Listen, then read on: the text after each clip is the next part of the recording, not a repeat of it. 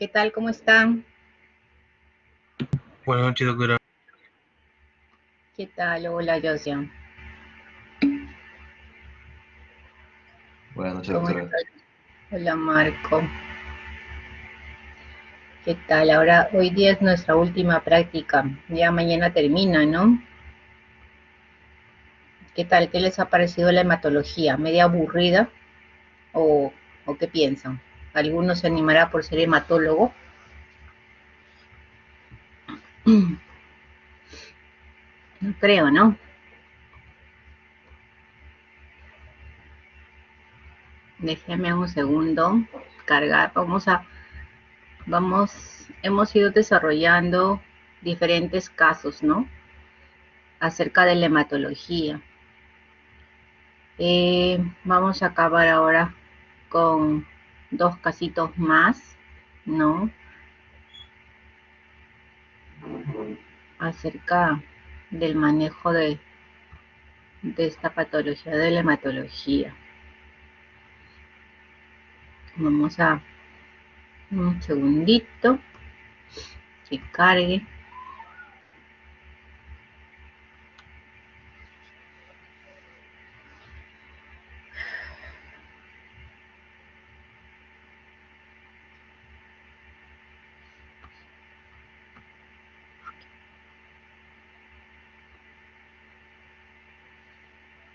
Vamos a empezar con este caso, que es un caso sencillo, pero que nos va a ayudar a ver las diferentes patologías también. A ver, empezamos.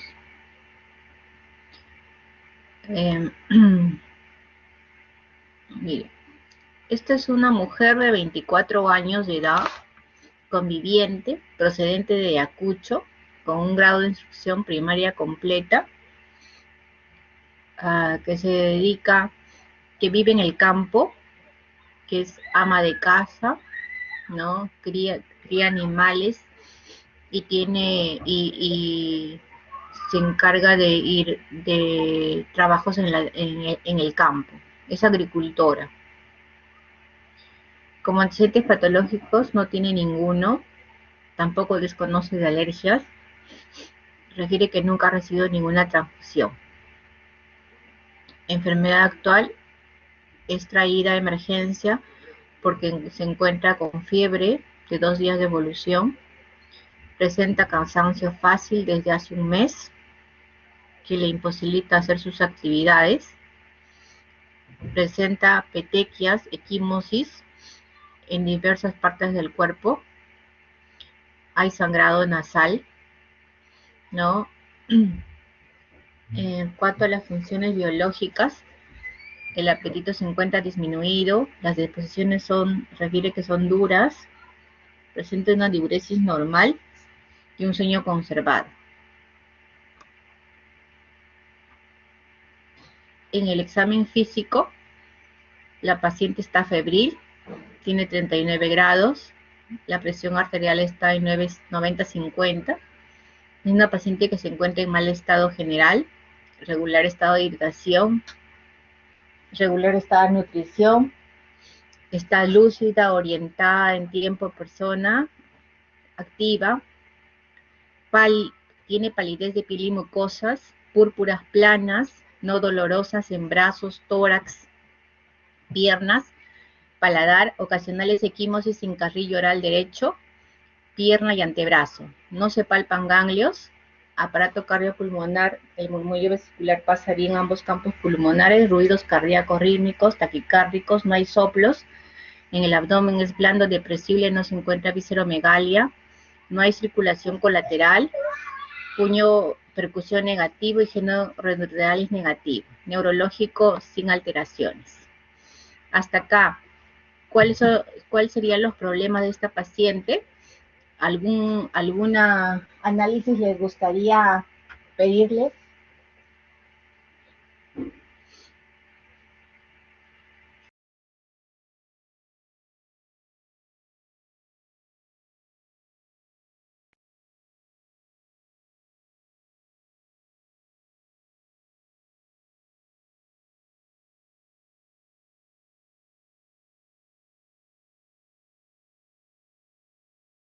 Hola. Bueno, tenemos una paciente de 24 años de edad, es joven, con lo del cansancio y la palidez de piel y mucosas, podría estar pensando en lo que es un síndrome anémico. Además, se podría pensar que está cursando con plaquetopenia, ¿no? También por la aparición de las equimosis, de las petequias, el sangrado nasal, también por ese lado, lo que es la fiebre, una temperatura de 39 grados, de 2 días de evolución. Podemos estar pensando en un proceso infeccioso, tal vez, ¿no? Habría que evaluar la causa de esa fiebre. Bien.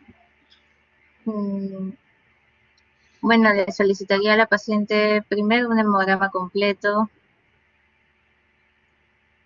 Ya. También, bueno, para descartar ciertas causas de fiebre, también podría ser, aunque a nivel de génito urinario está todo normal, podría ser un examen de orina también, tal vez. Claro. Básicamente con el hemograma y los resultados, ahí ya me iría orientando un poquito a lo que podría estar presentando la paciente. Ok, muy bien. Valeria, Sí, doctora, buenas noches. buenas noches. ¿Algo más en relación a esto? ¿Cuáles serían los síndromes que tiene la paciente? Bueno, como mi compañera estaba hablando también, bueno, tiene un síndrome anémico, está también con síndrome febril, ¿no? Por la fiebre de 39 grados. Eh, bueno, también dice que tiene este sangrado, entonces estaríamos suponiendo que la paciente tiene también plaquetopenia. De ahí creo que no presenta nada más significativo. Con respecto a los exámenes que se le podría pedir, bueno, no parece, la paciente no tiene ictericia, entonces podríamos como que ir descartando un poco las anemias hemolíticas. Eh, yo al principio le pediría un hemograma completo para poder ver más que todas las 3 series hematológicas y tal vez pedirle también una biopsia de hueso o de médula ósea. Ay, ¿y por qué?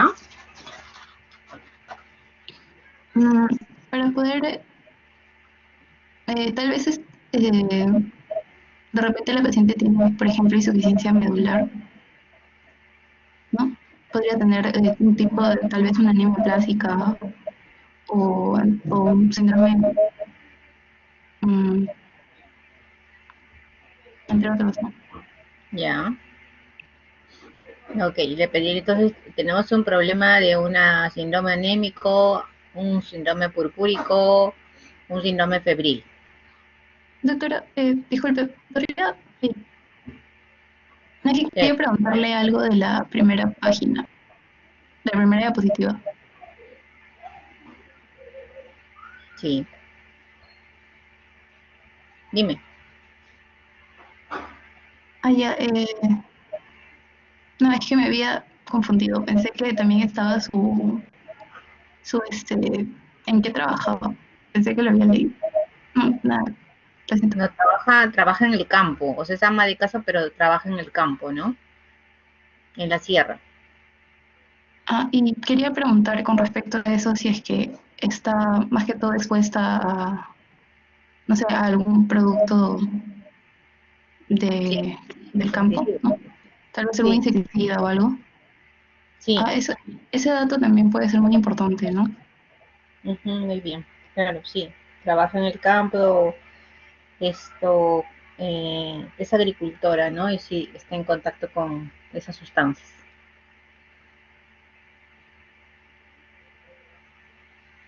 Muy bien. El hemograma que se le solicitó llegando a la emergencia fue este. ¿Qué cosa les parece o qué les sugiere? Cristal. Hola, doctora, buenas noches. Hola, buenas noches. Sí, doctora, parece que tiene una leucopenia, tiene anemia severa, ah, recuento de plaquetas, también tiene plaquetopenia, volumen corpuscular medio, bueno, está en el rango normal, reticulocitos en 1%, anisocitosis, escasos leucocitos neutrófilos. Bueno, el hemograma me podría llevar a pensar de que la paciente tal vez tiene ese curso de fiebre, ¿no? Está tal vez inducido por el hecho de que tiene los leucocitos muy disminuidos, ¿no? Parece que tiene también neutrofilia, dice que hay escasos leucocitos y neutrófilos. Tal vez eso podría haber sido un factor para que ella pueda infectarse con alguna clase de bacteria, ¿no? Y bueno, parece que tiene pasidopenia. ¿Aló? Sí, o sea, tiene una pancitopenia. Sí. Una pancitopenia moderada, leve, moderada, severa. Bueno, la anemia es severa, pero las plaquetas no están tan disminuidas, están en 12, no deben estar, no, sí, también están, sí, es severa, están muy disminuidos todos los valores, sí, están demasiado disminuidos. Ujú. ¿Y qué te parecería ese hemograma? Mm, ¿Cuáles serían ahora con esos resultados los probables diagnósticos?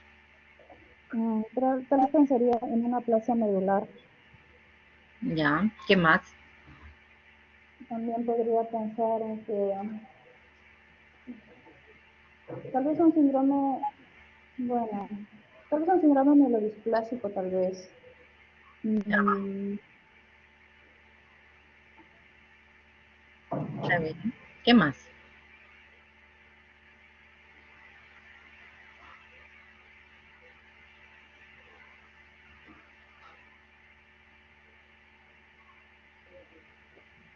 ah, Creo que aparte de eso, a ver qué más podría ser. Am,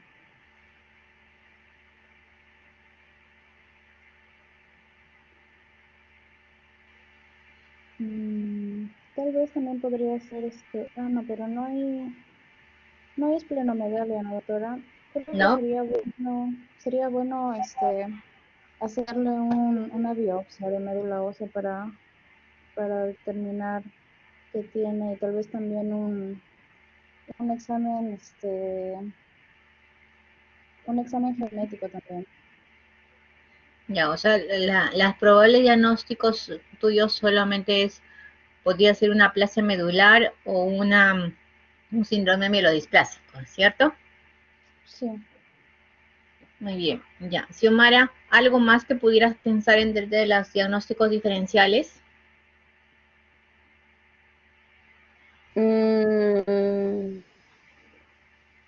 Mm, pues yo también estaba pensando en que podría ser una aplasia medular, pero por su trabajo y por dónde vive, creo que no se tendría que descartar, bueno, se tendría que descartar alguna parasitosis, quizás malaria con un frotis periférico para ver si es que hay, no sé, eritrocitos, ¿no?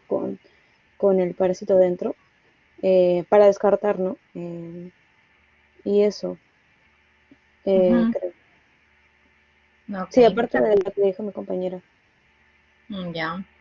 A veces la malaria más nos puede producir anemias hemolíticas, ¿no?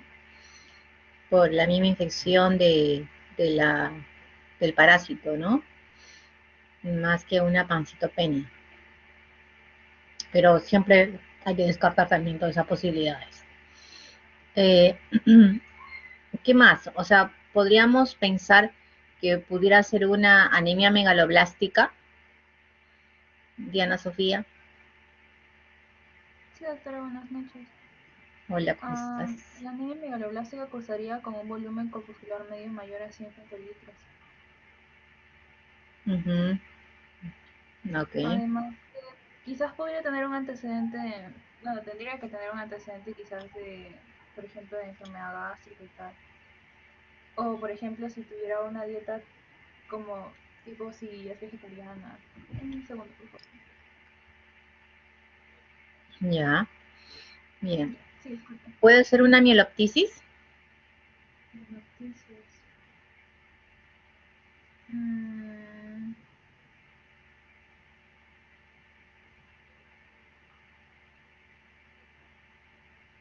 No estaría segura, doctora. Ujú. Ok. María Geraldine.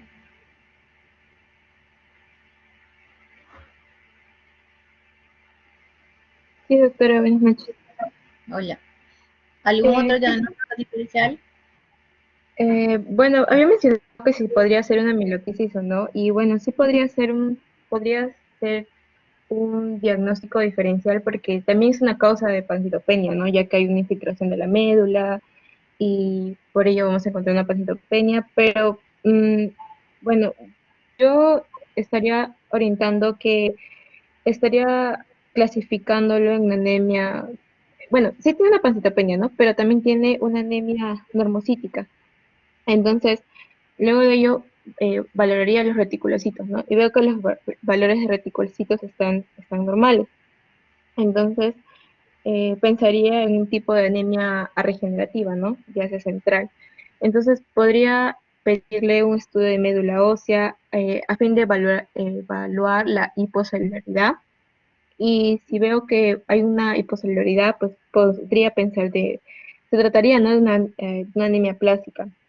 Pero si quizás veo que la celularidad está normal o está aumentada, eh, podría pensar que se trata de una infiltración medular, ¿no? Como una mielotisis o ya en otro plano, viendo valores ya de ferritina, hierro, ¿no? Podría incluso pensar de una anemia de tipo de proceso crónico, porque también puede existir ese caso. Ese sería mi diagnóstico, doctora. Ya, ok, muy bien. Primero, o sea, una mieloptisis es una infiltración por otro tipo de neoplasia, ¿verdad? Y la edad es importante. O sea, esta es una jovencita, tiene 24 años, entonces un poquito más alejado pensar que sea una metástasis de algún otro foco, ¿no? Y muchas veces, pues esto, en el cronotis periférico lo que te dicen que es la presencia de células en lágrima cuando hay una mieloptisis. Y bueno, entonces, pero al final el mandatorio es la realización de la, como ustedes dicen, de la aspira y la biopsia, ¿no? O sea, ahorita tenemos una pancitopenia aparentemente de origen central, no es de origen periférico. Entonces, como ustedes dicen, hay que hacerle un control de médula ósea, ¿no? Y entonces, el estudio de la médula ósea fue aspirado medular inaspirable. Solo obtuvo sangre medular en el que no se observan células, ¿no? Entonces, la biopsia de médula ósea habla que la celularidad disminuye en todas las series en un 15%. No hay células ajenas a médula ósea. ¿Cuál es con eso el resultado de esa biopsia?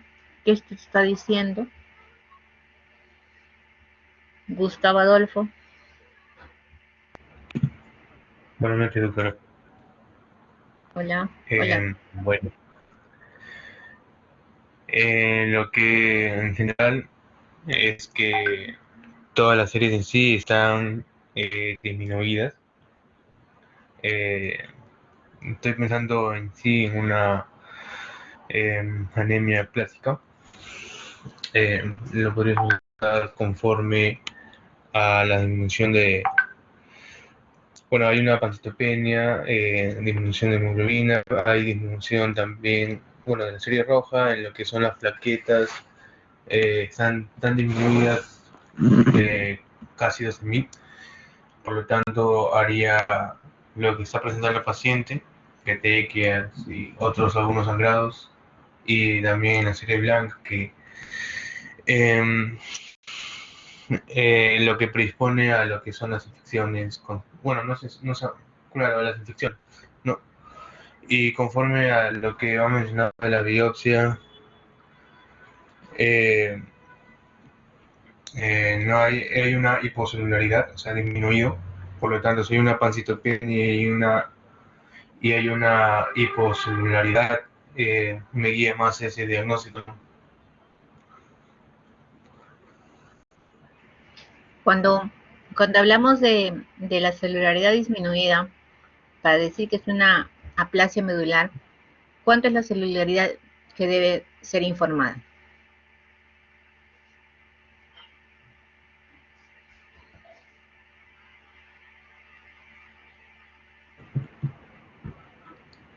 No sé decir eso. Si te dicen tiene una celularidad del 35%, ¿quiere decir que es hipocelular o es normal?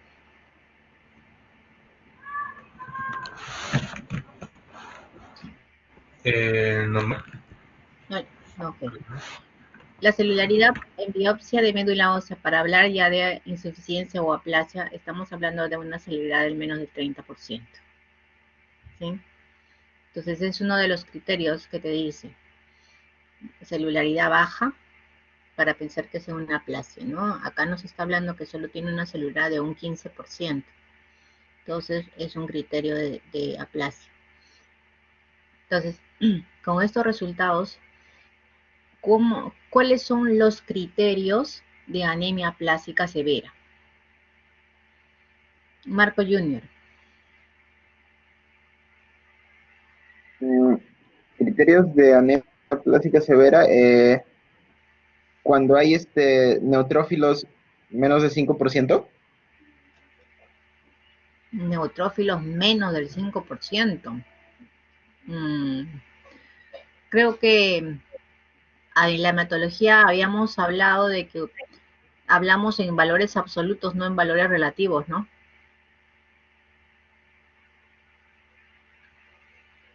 ¿O no?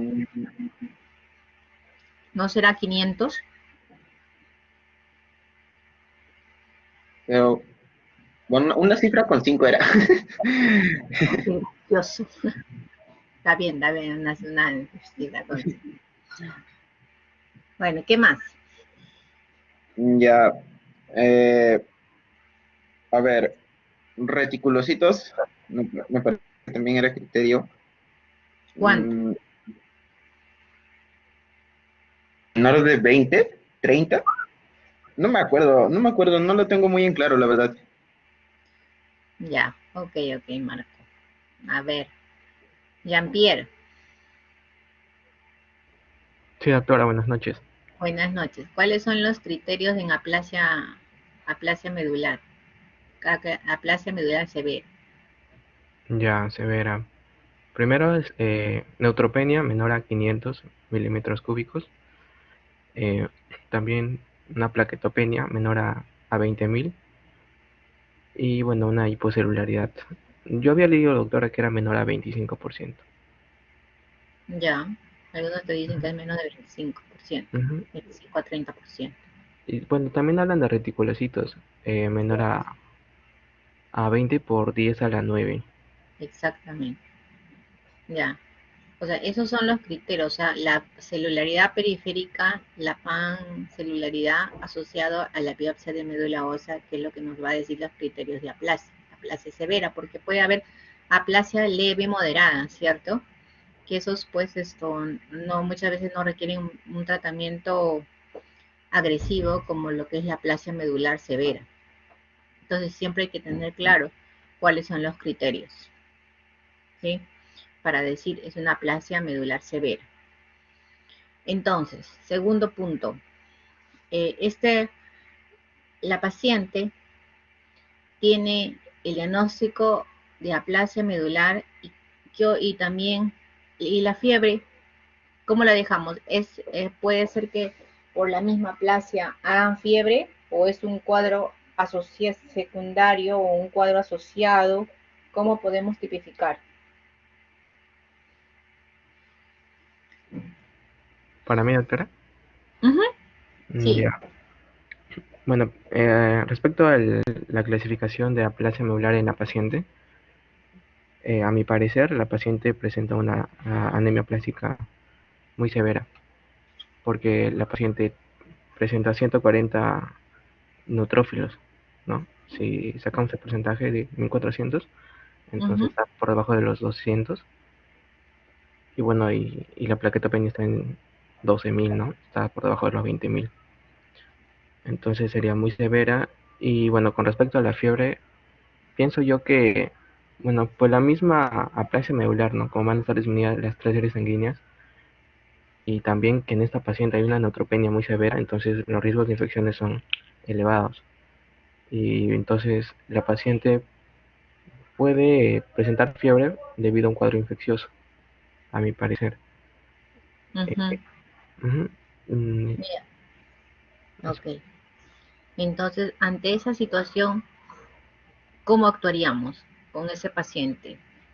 Con ese cuadro febril y esa pancitopenia. ¿Cuál sería la actitud inicial? La actitud inicial sería una terapia antimicrobiana de amplio espectro. Y bueno, también presenta, ¿cuánto? 4.5 gramos por decilitro de anemia, de hemoglobina Y. Entonces es una anemia muy severa que también requiere transfusión, ¿no? De paquetes globulares. Ya. Y bueno, también la plaquetopenia está en 12.000. Tengo entendido que disculpe, que hasta 10.000 era, en 10.000 hay bastante riesgo de sangrado, ¿no? Claro. Yo creo que igual, ¿no? Se le debería de administrar un paquete, bueno, administrar plaquetas para que aumente y evitar así complicaciones de hemorragias. Claro. Ya. Muy bien. Eso es lo primero uno que tiene que hacer, ¿no? O sea, es una paciente neutropénica febril y como dice él, hay que utilizar los antibióticos de amplio espectro. Segundo, hay que estabilizar a la paciente. Está con anemia severa, realizar la transfusión del componente. Está con plaquetopenia severa, acá es de tipo central, es decir, no produce, entonces se le tiene que transfundir. Es una paciente que está con sangrado a nivel nasal, tiene petequias, equimosis, entonces se requiere, porque no está produciendo, entonces está indicado realizar la transfusión de plaquetas. ¿Y cuáles son las posibles causas de la aplasia medular? Luis Fernando. Sí, doctora. Bueno, en cuanto al, como en el caso clínico la menciona que la paciente es creo que de la serranía, como usted mencionó, está en el campo. Sería bueno tomar en cuenta la exposición, ¿no? A insecticidas o pesticidas que puedan estar ahí. O puede hacer que también a veces digamos que los ríos por relave minero quizás estén contaminados también por tóxicos. Hay que tomar en cuenta también eso. Eh, Eso es en cuanto a radiaciones o tóxicos, ¿no? También puede ser por fármacos, pero la paciente es joven y no tiene ninguna antecedente de haber estado con tratamiento, ¿no? Sobre todo en quimioterapia. Es una paciente joven y no menciona haber estado con tratamiento de quimioterapia, ¿no? O algún otro fármaco. Mm, En cuanto a virus, puede ser en lo que es el virus de Epstein-Barr, virus del herpes o de la hepatitis, tanto de la B como la C. Pues. Ya, ok. Y aparte de los quimioterápicos, ¿qué otro medicamento o antibiótico también es característico que te pudiera causar aplasia medular? Están las sulfamidas, el cloranfenicol también. Ya, ok, más es el cloranfenicol, ¿no? Especialmente lo del de uso, que a veces ocurre que todo antibiótico, la mayor parte te van a causar una leucopenia, ¿no? Una leucopenia transitoria. Pero ocurre que en algunos pacientes el cloranfenicol causó una aplasia medular solo haber estado en contacto, por ejemplo, con gotas oftalmas. Es el origen idiosincrático, ¿no? Entonces eso muchas veces se dejó de utilizar porque se demostraba que había algunos casos que las pacientes presentaban aplasia medular severa, ¿no? Que eso es algo poco frecuente, pero que se puede presentar. Ok. Bien, entonces esta es una paciente que viene, como dices, de la sierra, ¿no? Que trabaja en el campo, entonces con un diagnóstico de aplasia medular y la sospecha podría ser el uso o el contacto con los insecticidas que causaron este problema. Entonces ya está en la emergencia, ya le hicimos el diagnóstico. A ver, ¿será importante que se le realice a esta paciente el estudio de genética o no a las aplasias medulares? En un estudio de cariotipo será importante y por qué. Josian. Sí, doctora, por ejemplo, para descartar anemia de Fanconi, Ya. sobre todo para eso, y bueno, quizás en la biopsia no se llegó a ver células displásicas, y puede que tenga un síndrome neurodisplasico, aunque es un poco raro, pero también se podría descartar con este tipo de estudio, ¿no? Pero en cuanto a las aplasias medulares y en este paciente, pues principalmente yo pensaría para descartar la anemia de Fanconi, ¿no? Ujú. Claro, eso es importante, ¿no? O sea, la anemia Fanconi en una persona joven siempre existe una probabilidad. Entonces lo que vamos a buscar, pero clínicamente parecería un Fanconi la paciente. No, porque en anemia de Fanconi pues habrían también algunas malformaciones genéticas o una tendencia a neoplasias y que no se ve en esa paciente, ¿no? ¿Qué cosa? Perdón, no te entendí. ¿Qué cosa podría haber? En anemia de Fanconi suele haber una relación más cercana con malformaciones congénitas y neoplasias. Ya, ¿y cuáles serían las malformaciones congénitas en un Fanconi?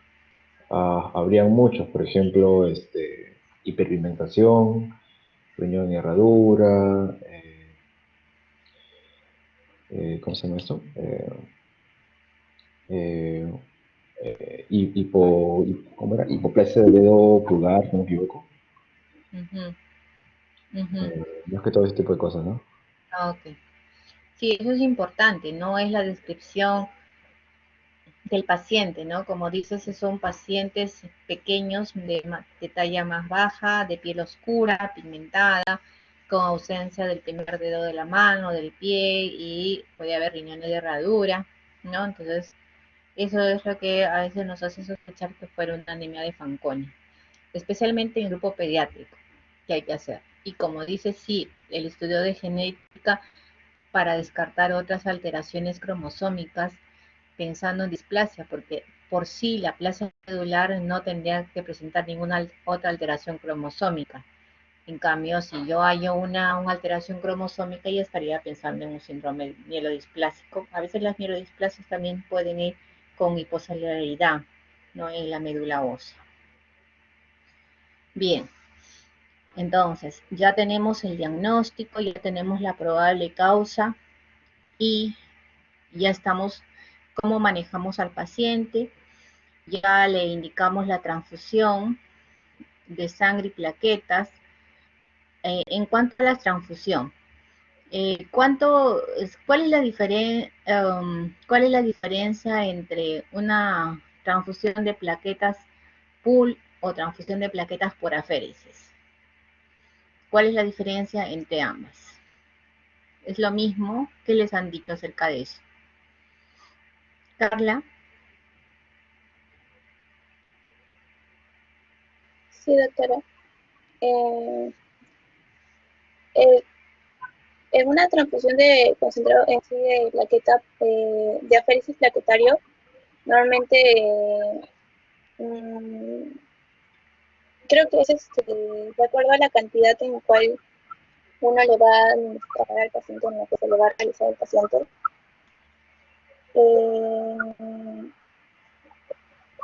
Por ejemplo, en la de pool normalmente se pone de 0, creo que era de 0.55 a 0.8 por 10, y en lo que era la aféresis era de 3 a 6 por 10, ¿no? De una posibilidad baja. O sea, no te entendí. ¿Esa es la cantidad de plaquetas que le va a subir al paciente? ¿A eso te refieres? ¿O qué? ¿Cómo es? Sí, es la cantidad, pero la cantidad que le vas a poner por cada paciente, pero también creo que nos indicaron que era que, por ejemplo, en el pool había, la diferencia era de los donantes, ¿no? Normalmente hay varios donantes respecto a esa transfusión. En la diáferis creo que había, solo se necesitaba un solo donante, entonces era mejor en las siglas, en la diáferis. Ya. Cuando uno hace la transfusión de plaquetas, no espera que llegue a 100.000, ¿cierto? Una unidad de plaquetas, pues, por lo menos te va a subir unos 20.000 plaquetas, ¿no? 20.000 a 30.000 plaquetas nada más. Entonces, las plaquetas pool, como te mencionas, son plaquetas obtenidas de diferentes donantes, ¿no? Lo mezcla en una sola unidad la bolsa que cuando uno dona sangre, al donar sangre, sangre total, esa sangre la comienzan en el banco de sangre, hacen la separación, ¿no? El concentrado de Matías es uno, luego está el concentrado de plaquetas y el concentrado de plasma. Entonces, cada unidad la van separando. De cada bolsa se obtiene una unidad de plaquetas. ¿Cuántas plaquetas puedo obtener de cada unidad donada? Entre 20.000 a 30.000 plaquetas, ¿no? Entonces, cuando una persona requiere plaquetas, les colocamos varias unidades de estas obtenidas. A veces juntan bolsas de 4 unidades, 4 por 20.000, más o menos son 80.000 plaquetas que le estarías transfundiendo. Pero esa cantidad de 80.000 no se va a reflejar en el paciente. En el paciente lo único que yo voy a obtener de repente es un incremento entre 20 a 30.000 plaquetas. ¿Cuál es la diferencia con las plaquetas de aféresis? Es que le extraes a un donante solo plaquetas a través de la máquina. Y cada unidad de plaquetas, pues más o menos debe tener alrededor de 100.000 plaquetas, ¿no? O sea, es más concentrado. Pero también al paciente, ¿cuál es el beneficio de este tipo de plaquetas? Que es lo que debemos aprender. Es que, primero, inmuniza más al paciente, o inmuniza menos al paciente, perdón, ya que son solo de un donante. Son plaquetas que se estudia previamente al donante, se le hace búsqueda de virus, ¿no? Que no tenga ninguna infección. Entonces son plaquetas mucho más seguras de colocar al paciente, disminuyendo el riesgo de infecciones, especialmente las infecciones virales. Entonces, en un paciente con una aplasia medular que no produce, que probablemente sea un paciente que va a recibir múltiples transfusiones, lo ideal es sensibilizarlo menos y por ende es preferible ponerle las plaquetas de aféresis, es decir, de un solo donante, ¿no? Porque, ¿qué pasa? Muchas veces al paciente se le hacen las transfusiones de las plaquetas Bull, lo sensibilizas y pasado el tiempo te van a decir, tú le vas a transfundir plaquetas y sus plaquetas no van a subir debido por la presencia de anticuerpos antiplaquetarios existentes. Y eso ocurre que cada vez se hace más complicado manejar a un paciente con aplasia medular. Entonces, con esto les quiero decir, cuando tengan un paciente con aplasia medular, es preferible transfundir plaquetas de aféresis. Segundo, esas plaquetas que transfundan, que sean de otra persona que no sea de su entorno familiar, que no sea su hermano, que no sea su mamá, para tampoco sensibilizarlo. ¿Por qué? Porque un paciente con aplasia medular, ¿cuál es su primera indicación de tratamiento? ¿Alguien me puede decir? Jean-Pierre. Un trasplante de médula ósea, doctora. Ok, entonces, esa es su primera opción en todo paciente con aplasia medular. Entonces, cuando ustedes tienen un diagnóstico de una aplasia, hay que pedir un estudio de histocompatibilidad, lo primero. Y también preguntar si tiene hermanos idénticos. Yo les digo lo primero que tienen que hacer, porque muchas veces cuando al paciente ya se le ha transfundido sangre, ¿no? ¿Qué es lo que pasa? La sangre va a ser la mezcla de su sangre con la mezcla de los donantes. Entonces, hacer un estudio de histocompatibilidad ya no va a ser real, ya que van a ser resultado de las transfusiones o del donante que le dio. Entonces no sirve y a veces hay que esperar por lo menos unos 15 días que desaparezca la transfusión para poder hacerle un estudio de histocompatibilidad. Entonces lo primero, cuando uno hace el diagnóstico y solicitarle el estudio de histocompatibilidad, ¿no? Y si ya le transfundiste, tienes que esperar por lo menos 15 días antes de volver a tomarle la muestra. Ese es lo primero que tenemos que aprender, ¿no? Segundo, si no tiene donante compatible, ¿cuál es la segunda opción de tratamiento? Kiara.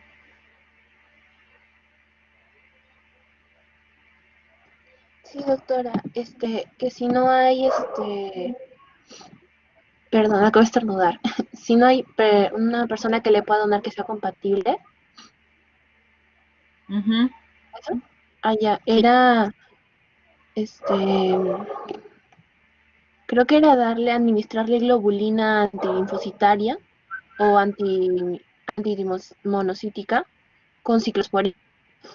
Es un tratamiento inmunosupresor esto y se les puede dar. Bueno, también había otros como, se le podía dar esteroides en dosis altas, creo bueno, no me acuerdo muy bien. Bueno, al menos lo que sí recuerdo es lo de la globulina. Ya, bien. Entonces, una paciente con aplasia medular, primer tratamiento es trasplante de médula ósea, que es curativo, más o menos entre un 80-90%. ¿No? Si no tiene un donante idéntico, 100% compatible, va a la terapia triple, que es el uso de globulina antitimocítica o antilinfocítica asociado a ciclosporina, más corticoide. Las respuestas van con este medicamento entre 60 y 70%. Esas son las dos opciones terapéuticas en una aplasia al debut, ¿no? Pero algunos pacientes, especialmente el grupo mayor, no pueden recibir la terapia esta, entonces hay otros medicamentos, como dices, con los corticoides o simplemente ciclosporina oral que se les puede dar, o andrógenos como el danazol, ¿no? Ese es en aplasia medular.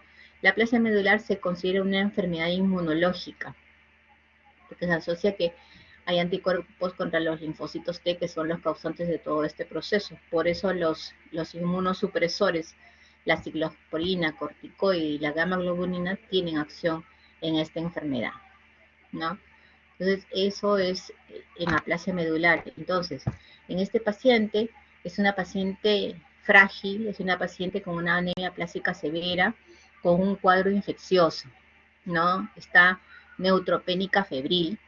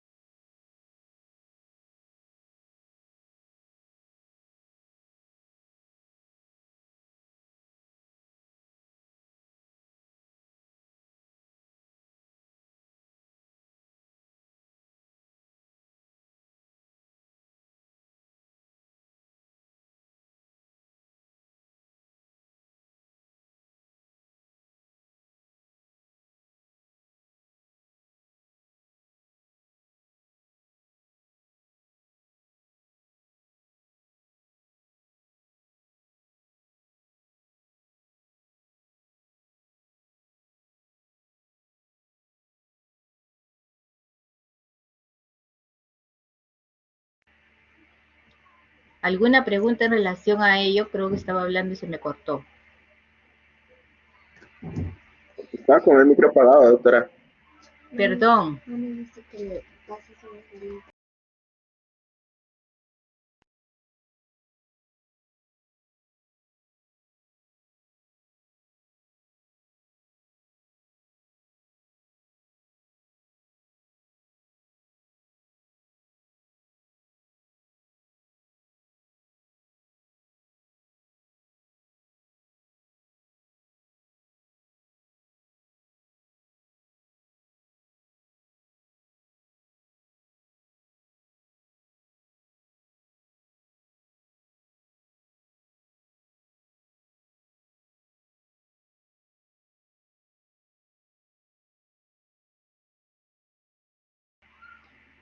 Y también son susceptibles de cuadros infecciosos por hongos, que es lo que tenemos que cuidar en estos pacientes. ¿Alguna pregunta en relación a las aplasias medulares?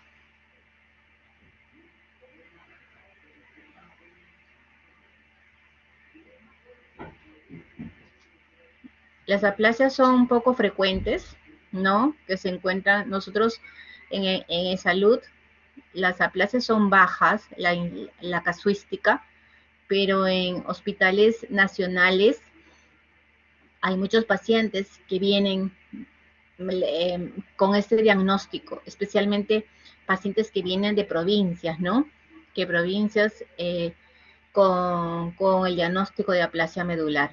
Nosotros al año pues recibimos, ¿cuántos casos será? 5 o 6 casos, que es poco, ¿no? En cambio, en el ministerio, en el MINSA, llega un buen número de pacientes con la sospecha de este diagnóstico.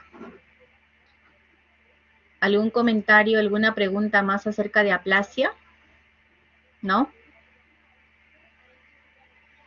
¿Todo claro? Bueno, vamos a pasar con otro caso más.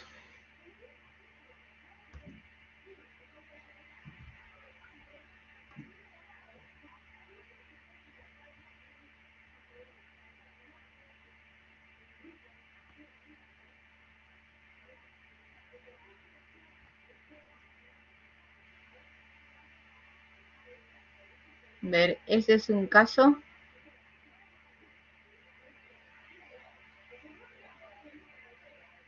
Vayan leyéndolo en un minuto, un segundito, permítame, y mientras lo van leyendo, ¿sí? Un ratito.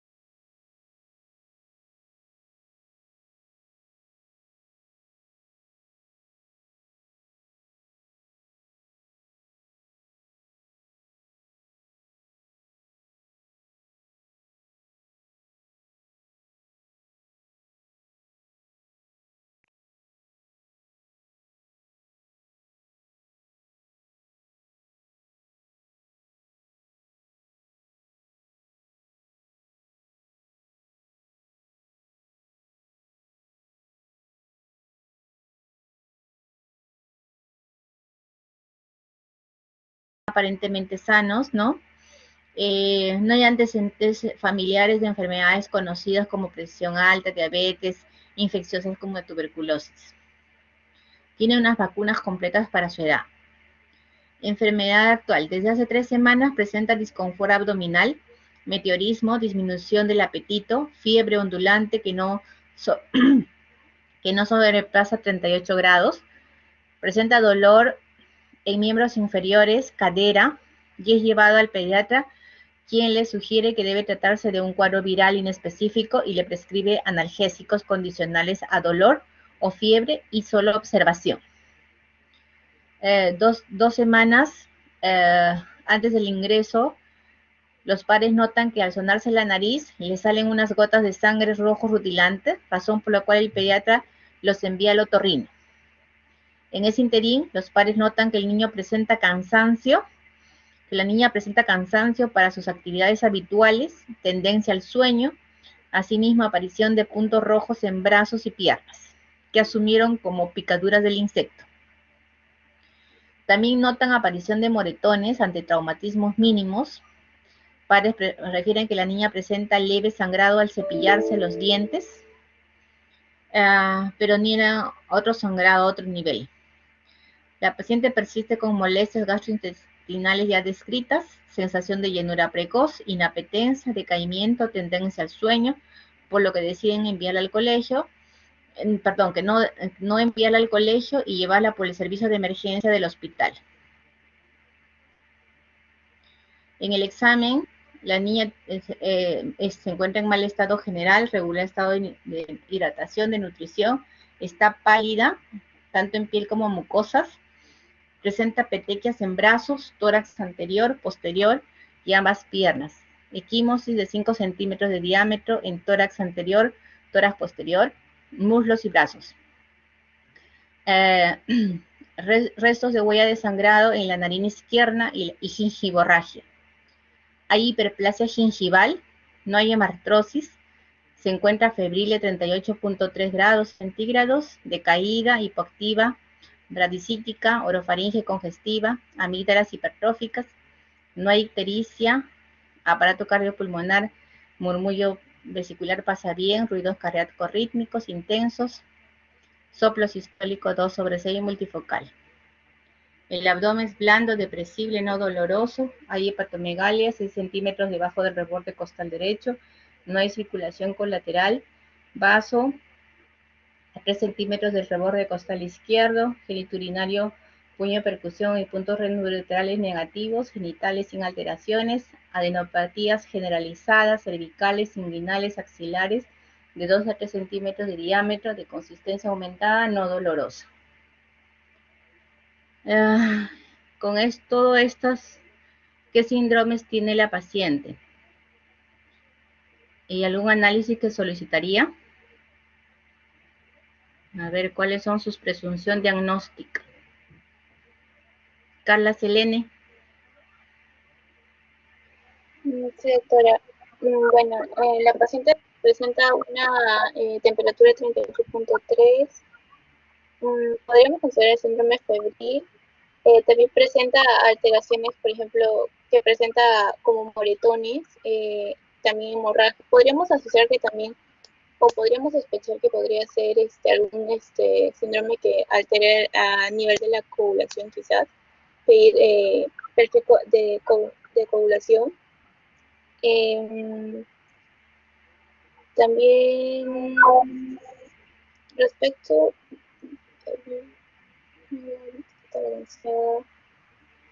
creo que no presenta síndrome anémico, no nos relata que tenga palidez en la piel ni cansancio. Le pediría un hemograma completo, un perfil de coagulación. También me podría pedir lo que es, como es una paciente en sí por la edad de 10 años, podría ser quizás a nivel congénito, quizás también un perfil de citogénico, o sea, un examen de genes, sobre todo en esos me enfocaría.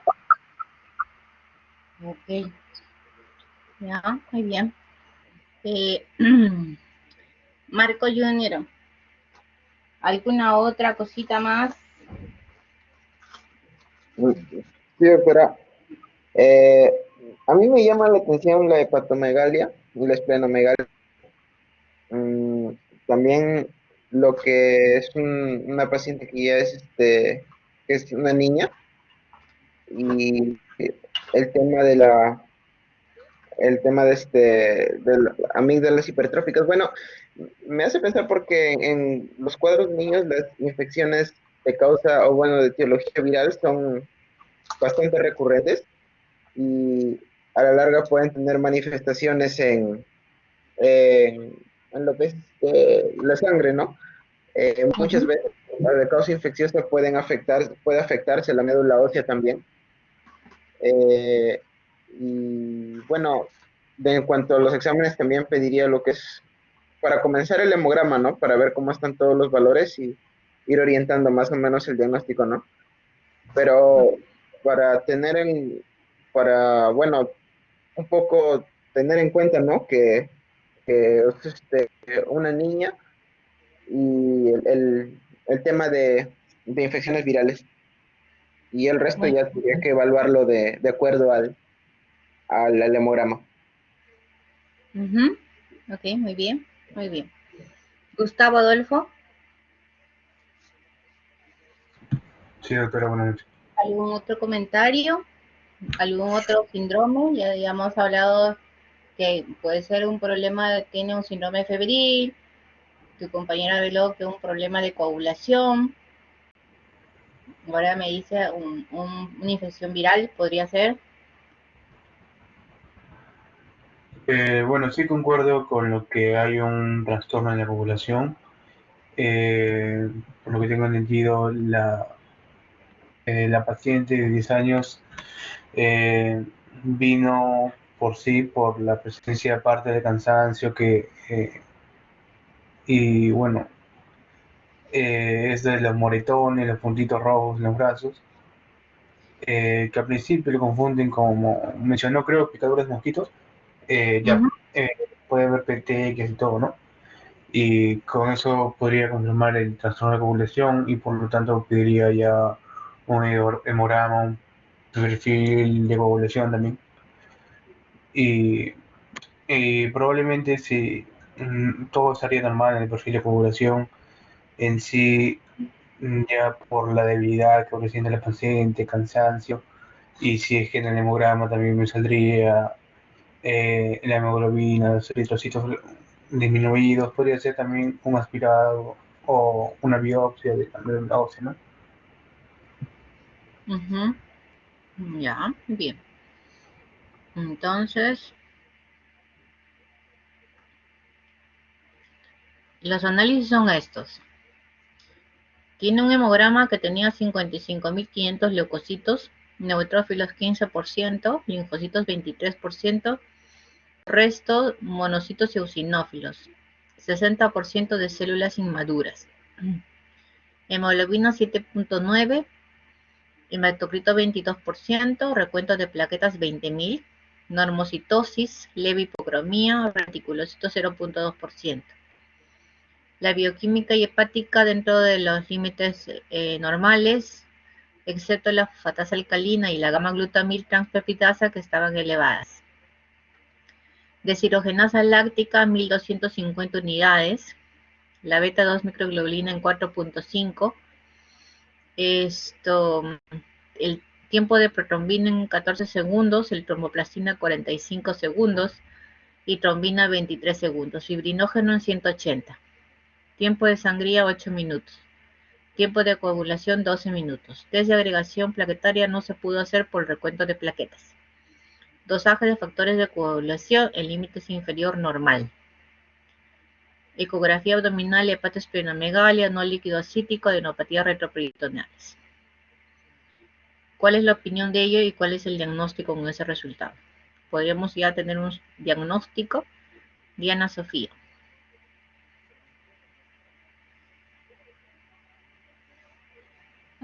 Sí, doctora. Bueno, en cuanto a los leucocitos, creo que están aumentados. Un segundo, por favor. ¿Perdón?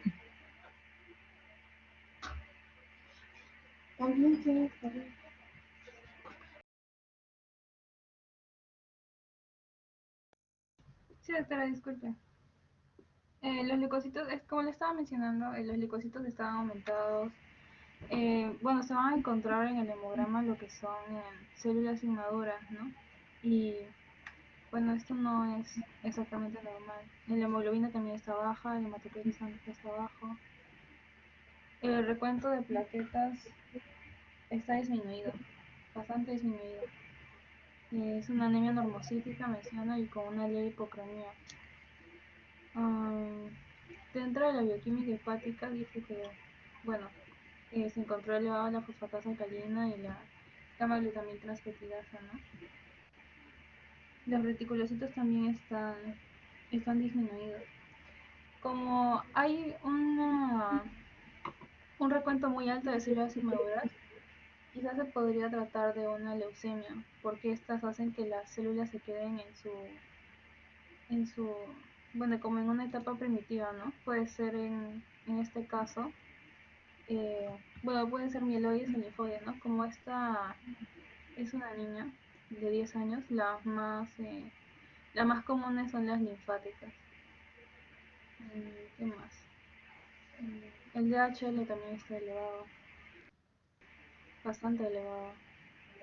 Eso creo que nos indicaba un daño en los vasos. Ujú. Ya. ¿Y el perfil de coagulación? Perfil de coagulación.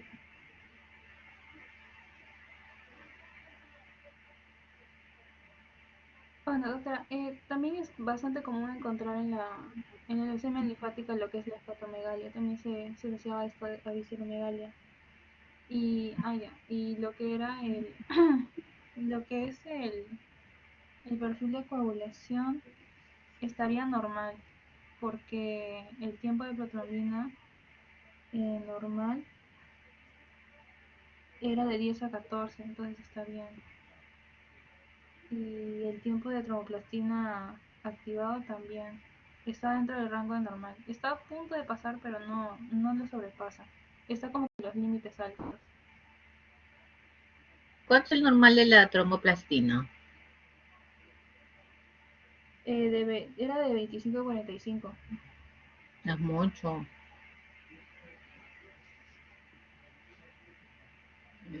28 más menos 5 es, o 32 más menos 5.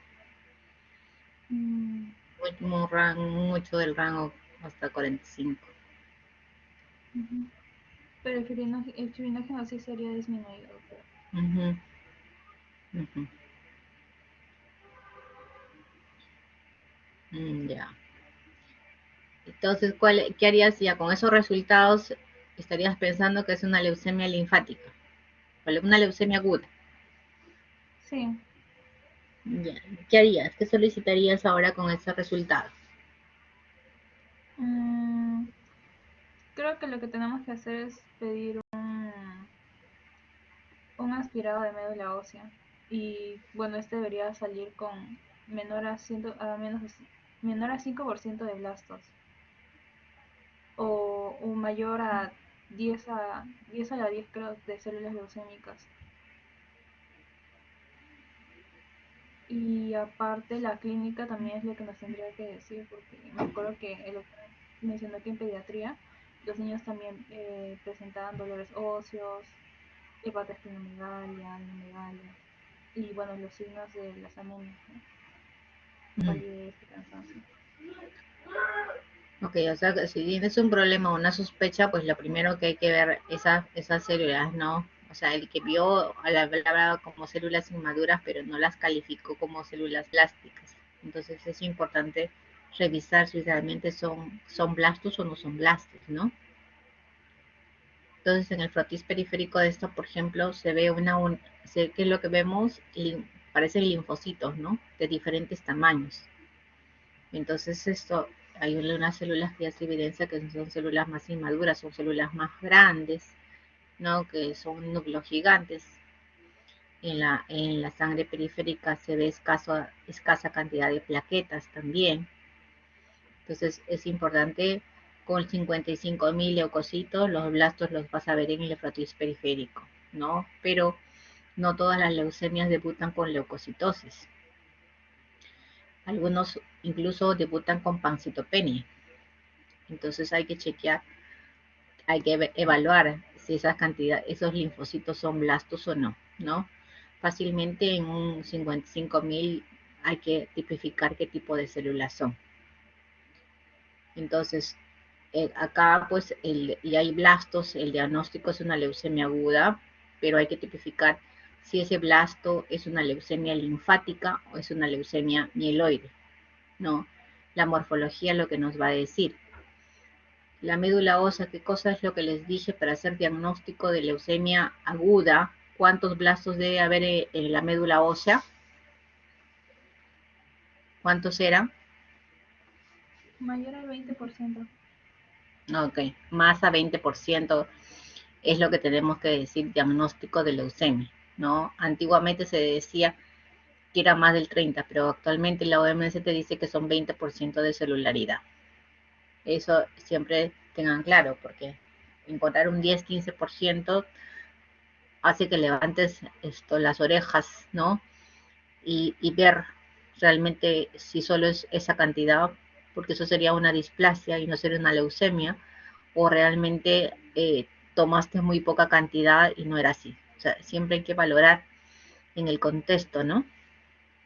Entonces, acá la médula ósea es una médula homogénea con esta presencia de estas células que nos dice que son los blastos y aparentemente son de morfología linfoide, ¿no? Entonces, como quedamos, no solamente nos vamos a quedar con la morfología, ¿no? La morfología es parte del diagnóstico.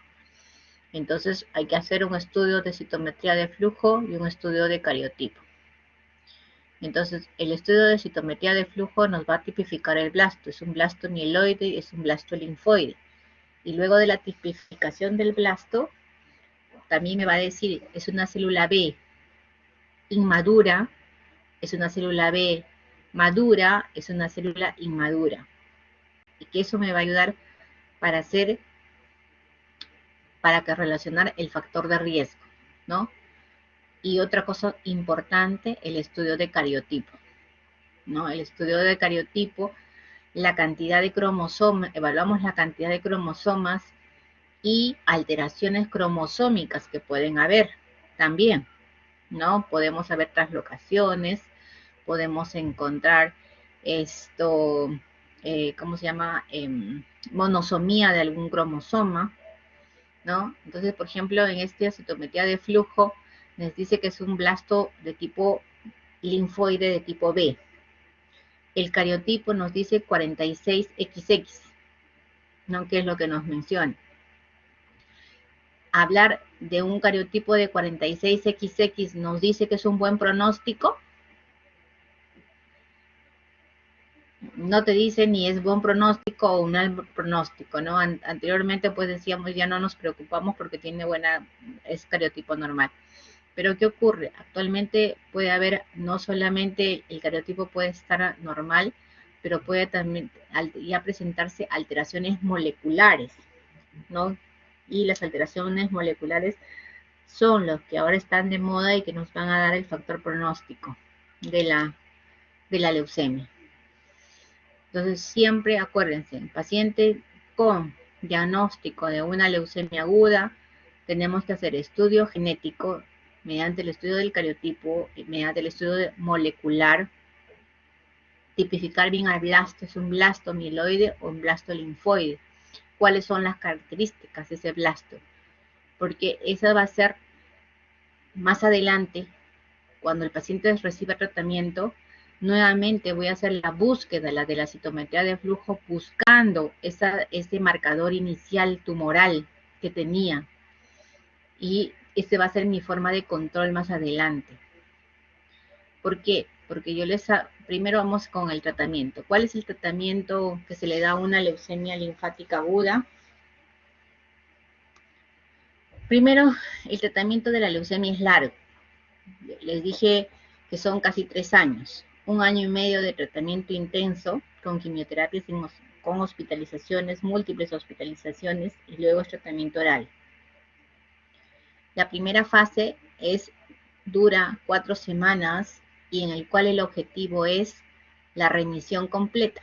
Quiere decir que debe haber blastos menos del 5% por morfología, ¿sí? Pero actualmente no solamente me interesa la morfología, sino vuelvo al otro punto. Tengo que hacer un estudio de citometría de flujo, tratando de buscar si todavía quedan células residuales que a la microscopía de repente yo no lo pueda ver, pero la citometría de flujo me va a tener que buscar esas células.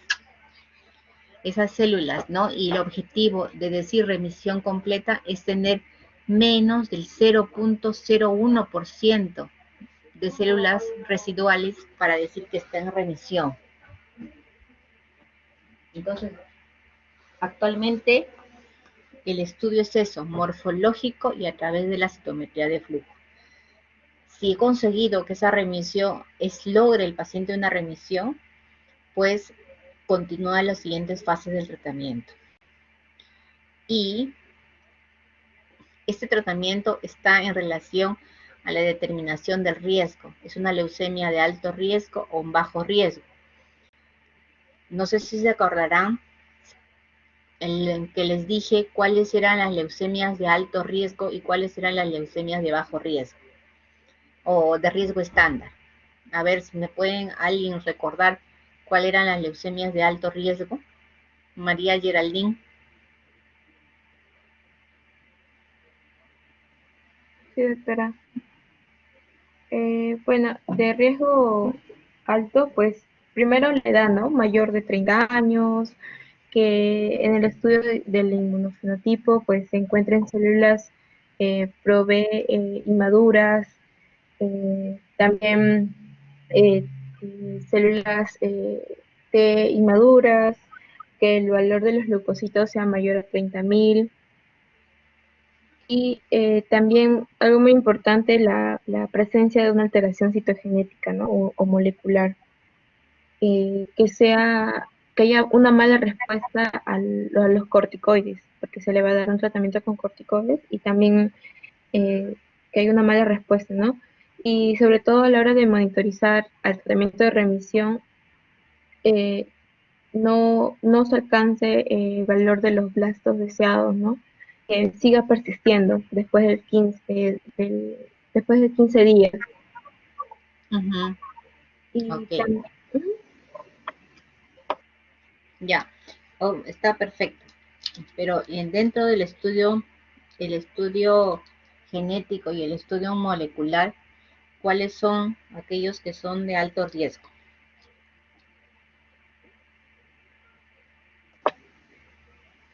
por ejemplo, que el cariotipo sea hipodiploide, ¿no? O Ya. que haya desarreglos en el cromosoma.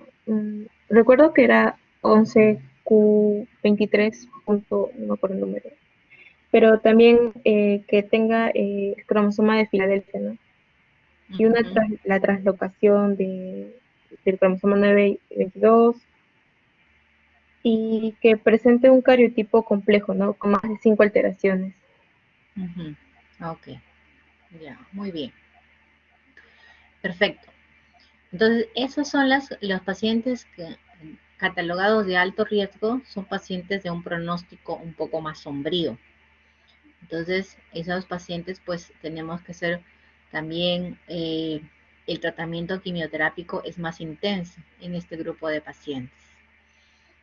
Para lograr una respuesta, y probablemente esos pacientes que son de alto riesgo se beneficien más del tipo de trasplante, ¿no? Este cuadro de la clínica de la leucemia, ¿no? Es importante, a veces ocurre que muchas veces la clínica nos va a orientar ante qué tipo de leucemia estoy, ¿no? ¿Es una leucemia mieloide o es una leucemia linfática, ¿no? ¿Y cuáles son las características principales en esto? Lo principal es que en una leucemia mieloide, por lo general, no vamos a encontrar crecimientos ganglionares, ¿no?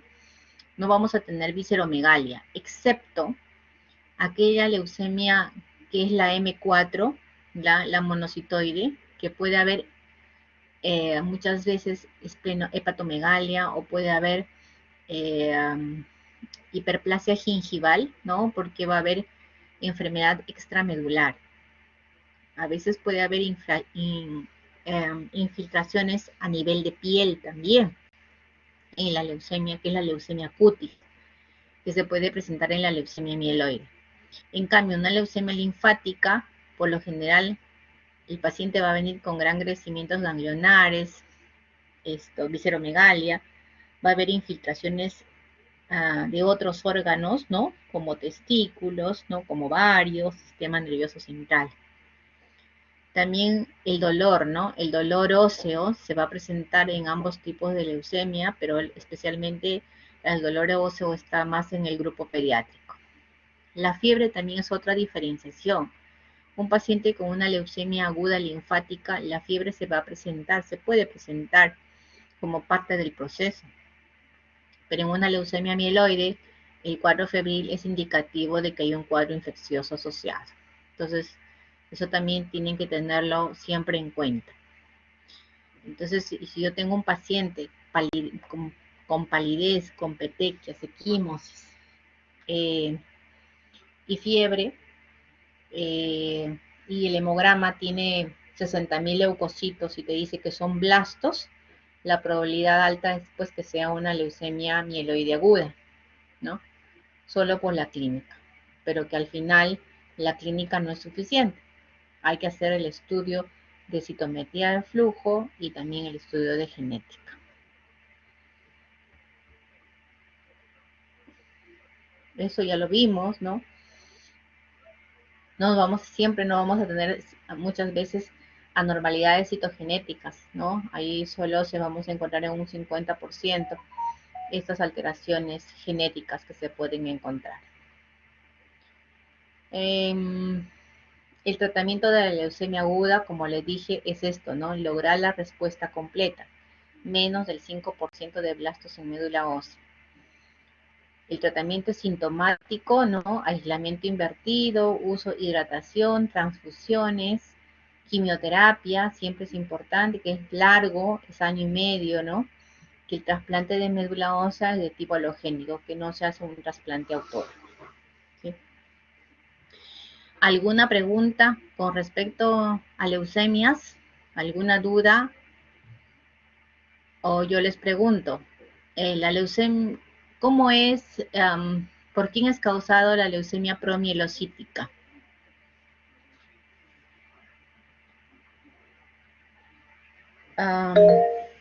Sí, Jean-Pierre. Doctora, ¿no es por una translocación del 17 y del 15? Ok. ¿Y cómo es la clínica de una leucemia promielocítica? La clínica, bueno, tengo entendido que es de buen pronóstico. La clínica, pues, supongo que es como todas las leucemias, ¿no? Anemia, cansancio, tal vez haya también compromiso en la coagulación, con presencia de petequias o equimosis. Bueno, sí, hay petequias de equimosis como todas las leucemias, pero es una leucemia característica, diferente. Sí, Luis. Claro, como mencionó mi compañero, presenta la sintomatología, pero también característica puede llevar a lo que es una hemorragia cerebral, ¿no? Y además y presenta lo que es la coagulación intravascular diseminada. Ya, ¿y por qué? Pues creo que es en la afección en la translocación de lo que es como mencionó, el 15-17, creo que genera un gen, el PL RAR, me parece. PML RAR. Por la translocación.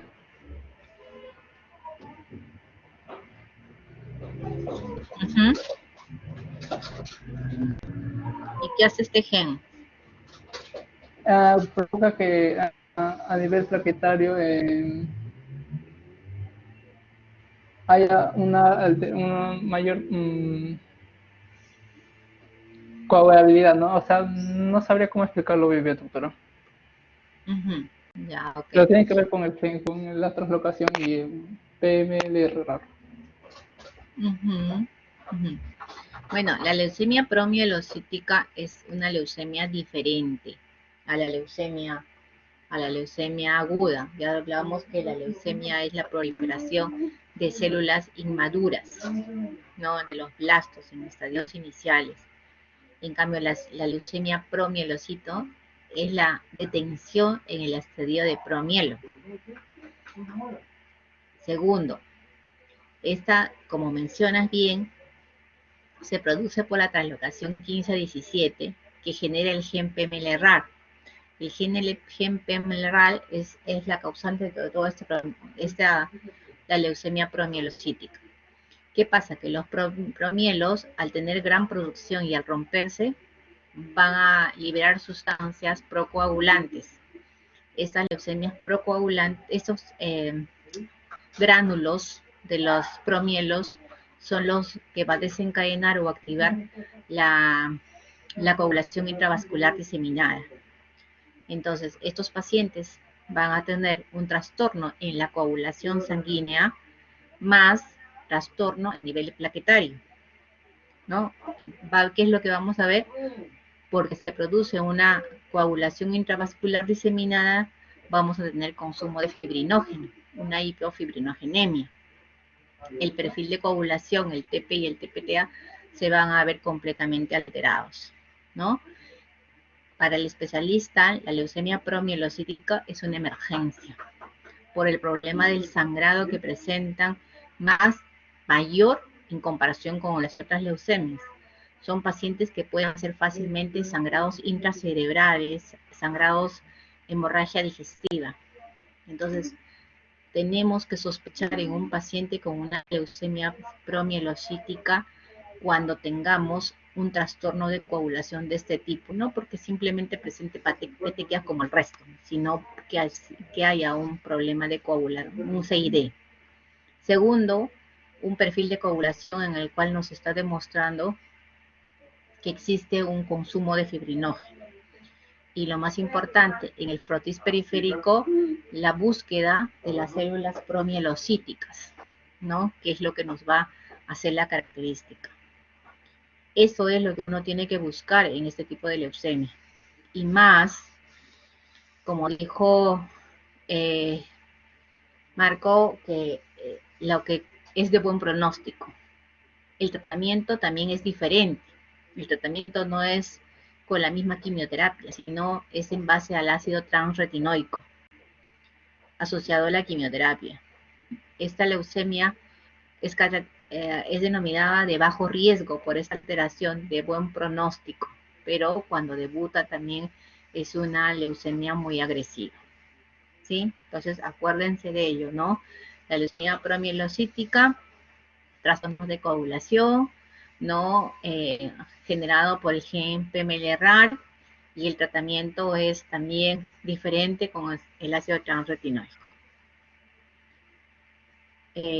Muchas veces las transfusiones están dadas con transfusiones de plasma fresco congelado por este problema hematológico asociado a transfusiones de plaquetas.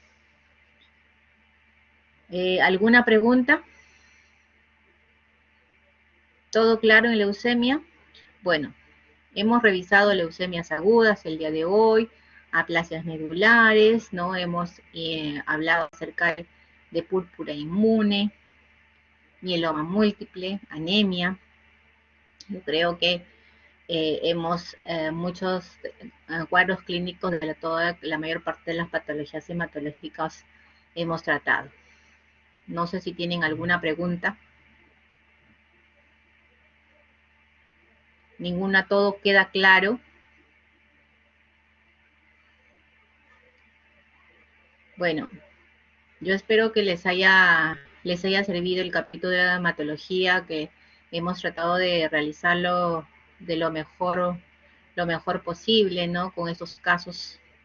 Esperemos que haya alguna oportunidad cuando termine todo este proceso en los cuales puedan acercarse al hospital y búsquenme para poder orientarlos, ayudarlos en lo que se pueda. Muchas gracias a ustedes, ¿no? Yo termino acá esta práctica. Gracias. Muchas gracias. Gracias, doctora. Gracias, doctora. Buenas noches. Hasta luego, doctora. Gracias. Buenas noches. Adiós, doctora. Gracias, gracias. Nos estamos viendo.